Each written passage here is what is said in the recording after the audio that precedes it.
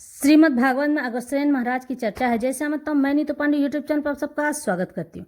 अग्रसेन महाराज के बारे में लगभग कुछ ही लोग जानते हैं, पर मुझे अति प्रसन्नता होगी आपको यह बताते हुए कि इस कथा का वर्णन श्रीमद् भागवत के भूयस अग्र समाज खंड में मिलता है।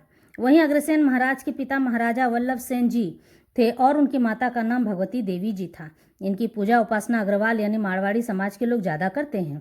अग्रवाल समाज के लोगों अग्रसेन महाराज की छवि को अपने ही सामाजिक लोगों तक सीमित रखा हुआ था, इसलिए इस विषय की जानकारी ज़्यादा लोगों के पास नहीं थी।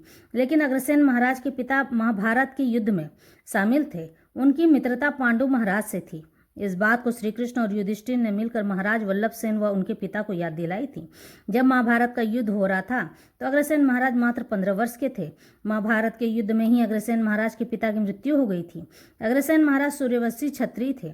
अपने पिता की मृत्यु के उपरांत अपने राज्य का कार्यभार अग्रसेन महाराज ने ही संभाला था।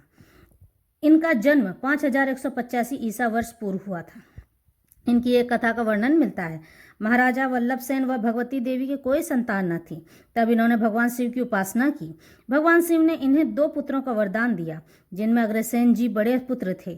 जब इनके विवाह की बात चली तो महाराज अग्रसेन नागलोक के राजा कुमुद के यहाँ स्वयंवर में पहुंचे, जिसमें इंद्रदेव भी गए हुए थे। पर नाग कन्या माधवी ने अग्रसेन महाराजा को वरण कर लिया, जिससे इंद्र अत्यंत क्रोधित हुए और अग्रसेन महाराज के राज्य में अत्यंत वर्षा कर दिए प्रतापनगर में, जिसके बाद ज़्यादा अनाज उत्पन्न नहीं होने लगा और अकाल की स्थिति आ गई।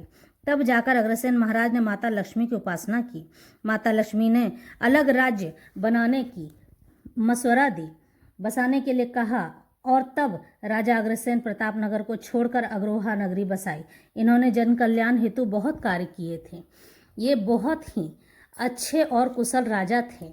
इन्हें अपनी प्रजा से बहुत ही प्रेम था। बाद में चलकर ये अग्रवाल समाज के भगवान के रूप में जाने जाते हैं।